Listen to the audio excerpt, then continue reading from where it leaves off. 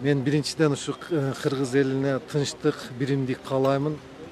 Анан кийин ошону менен бирге азыр Оштогу элдерге кичинекей өзүбүздүн жардам кылып, өзүбүздүн коллектив акча топтоп, ошо гуманитарный жардам алып келдик. Ошону мында азыр тапшырып кетип атабыз. Эмне алып келдиңиздер, ошо эмне жардамдар? Тушенка, суу, сухой паёк, un, жалпы суммасы 56 000 сомдук эме алып келдик да, жей турган продукттар. В основном бизге мука, сахар, продукт биринчи необходимость продукттар келип атат да. Анан ошо элдерди биз чакырабыз, келсин, жардам берсин. Биз бир элбиз. Напротив МИДа бияка келип жардам берсин. Горожане все. Азыр канча машина жибердиңер Ошко? Ошко эртең менен бир рейс болду.